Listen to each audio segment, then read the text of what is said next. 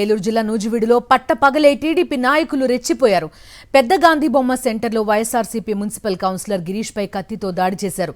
నడి రోడ్డుపై అందరూ చూస్తుండగా ఈ అరాచకానికి తెగబడ్డారు. అడ్డుకున్న స్థానికులు కూడా భయభ్రాంతులకు గురయ్యారు. టీడీపీ నాయకుల దాడిలో తీవ్రంగా గాయపడ్డ గిరీష్ ను ఆసుపత్రికి తరలించారు. అయితే ఇంత అరాచకం జరుగుతున్నా అక్కడున్న పోలీసులు ఏమాత్రం పట్టించుకోలేదు. కనీసం అడ్డుకునే ప్రయత్నం కూడా చేయలేదు. దీంతో పోలీసుల తీరుపై స్థానికులు ఆగ్రహం వ్యక్తం చేస్తున్నారు. పూర్తి డీటెయిల్స్ అందిస్తారు మా కరెస్పాండెంట్ సురేందర్ చెప్పండి.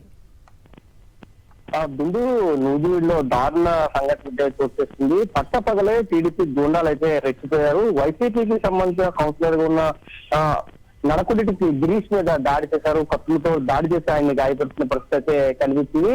ఇదంతా కూడా నూజివీడు సెంటర్ లోనే జరిగింది. పోలీసులు చూస్తున్న కానీ ఈ ఘటనకు అయితే పూనుకున్నారు పూర్తిగా టీడీపీ ఉన్నారు. దీంట్లో పూర్తిగా తీవ్ర గాయాలు అయితే గిరీష్ అయ్యాయి. వెంటనే స్థానికులు స్పందించి ఆయన నూజివీడు ప్రభుత్వ ఆసుపత్రికి తరలించిన పరిస్థితి ఉంది. ఎప్పుడైతే టీడీపీ అధికారంలోకి వచ్చిందో అప్పటి నుంచి కూడా దాడులు పెరుగుతున్నాయి. కృష్ణా జిల్లాలోనే రాత్రి చూసాము.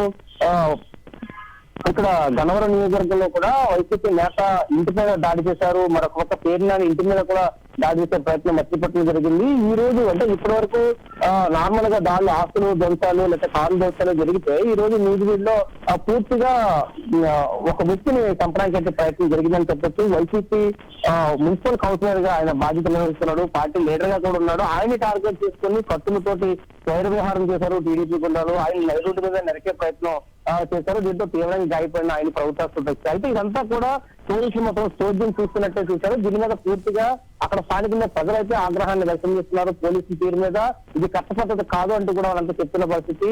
అయితే టీడీపీకి ఒత్తాసు పలికి కొంతమంది మాత్రమే టీడీపీకి ఒత్తాసు పలుకుతున్నారు పోలీసులు. ఆ తీరును మార్చాలంటూ కూడా స్థానికులు చెప్తున్న పరిస్థితి. మరోపక్క పూర్తిగా భయాందోళనకు గురవుతున్నారు. ఎందుకంటే ఏ క్షణం ఏం జరుగుతుంది, ఇప్పటివరకు సంక్షేమ పాలన ఉన్న ప్రభుత్వాన్ని చూసాం, ఇప్పుడు అరాచక పాలనను చూడాల్సి వస్తుందని ఒక భయాందోళన అయితే పూర్తిగా నూజివీడు ప్రజలైతే ఉన్నారని చెప్పొచ్చు. బిందు